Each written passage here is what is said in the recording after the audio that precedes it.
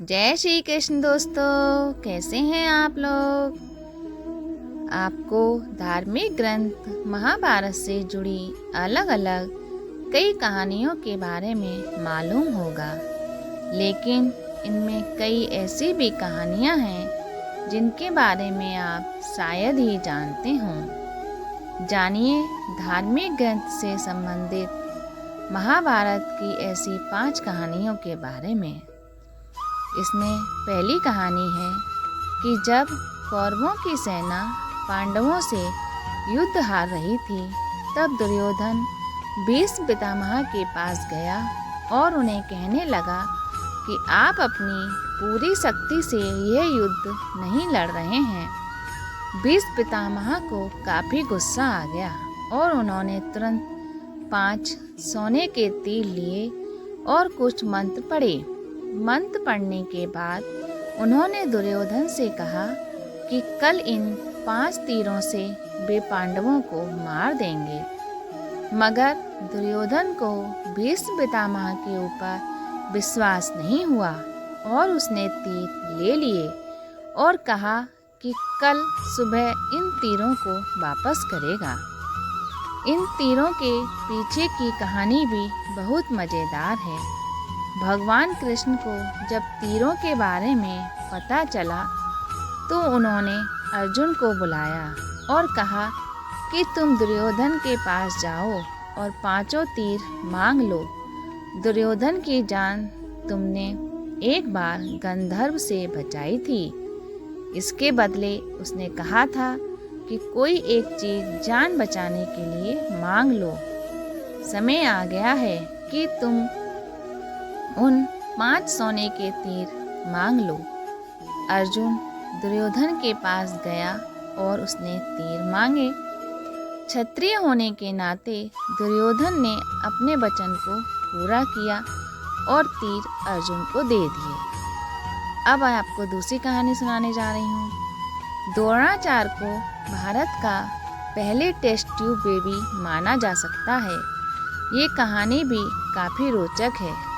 द्रोणाचार्य के पिता महर्षि भारद्वाज थे। उनकी माता एक अप्सरा थी। दरअसल एक शाम भारद्वाज शाम में गंगा स्नान गए, तभी उन्हें वहाँ एक अप्सरा नहाती हुई दिखाई दी। उसकी सुंदरता को देखकर ऋषि मंत्र मुग्ध हो गए और उसके शरीर से शुक्राणु निकला, जिसे ऋषि ने एक मिट्टी के बर्तन में जमा करके अंधेरे में रख दिया। इसी से द्रोणाचार्य का जन्म हुआ। अब मैं आपको तीसरी कहानी सुनाने आ रही हूँ। जब पांडवों के पिता पांडु मरने के करीब थे तो उन्होंने अपने पुत्रों से कहा कि बुद्धिमान बनने और ज्ञान हासिल करने के लिए वे उनका मस्तिष्क खा जाएं।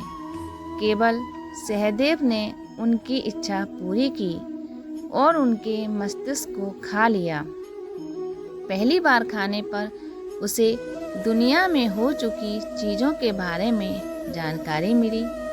दूसरी बार खाने पर उसने वर्तमान में घट रही चीज़ों के बारे में जाना और तीसरी बार खाने पर उसे भविष्य में क्या होने वाला है इसकी जानकारी मिली।